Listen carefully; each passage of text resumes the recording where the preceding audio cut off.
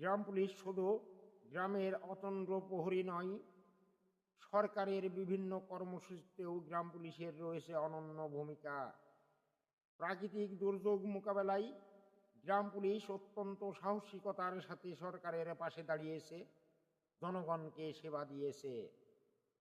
প্রমাণ হিসাবে বলবো, কোভিড-19 যখন এই দেশে হানা দিয়েছিল, মানুষ ভয়ে বিপর্যস্ত হয়ে পড়েছিল, সরকার মানুষকে সেবা দিতে এবং মানুষকে রক্ষার জন্য লকডাউন শাটডাউন দিয়েছিল।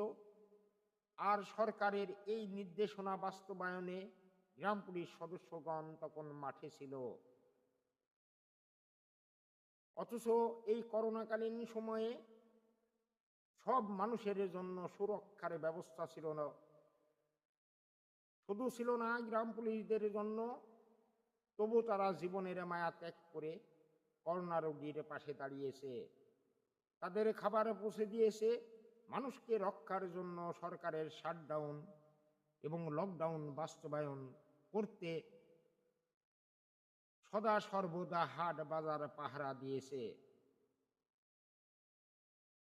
অথচ এই গ্রাম পুলিশ সদস্যগণ তাদের ন্যায্য অধিকার থেকে বঞ্চিত। এই গ্রাম পুলিশ সদস্যগণের যে স্বপ্ন দুবেলা দুমুঠো ডাল ভাত খেয়ে বেঁচে থাকার, সেই স্বপ্ন আজও তাদের পূরণ হয়নি।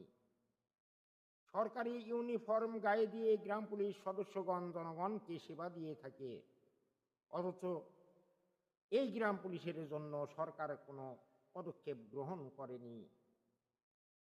আজ প্রতিজন গ্রাম পুলিশ সদস্য দেনাই দেনাই জর্জরিত, অভাব অনটনের মধ্যে পরিবার পরিজন নিয়ে অনেক কষ্টে দিন যাপন করছে। গ্রাম পুলিশ সদস্যরা প্রজাতন্ত্রের কর্মচারী, প্রজাতন্ত্রের সেবক, প্রজাতন্ত্রের এই জনগণকে রক্ষার জন্য তারা সদা সর্বদা প্রস্তুত।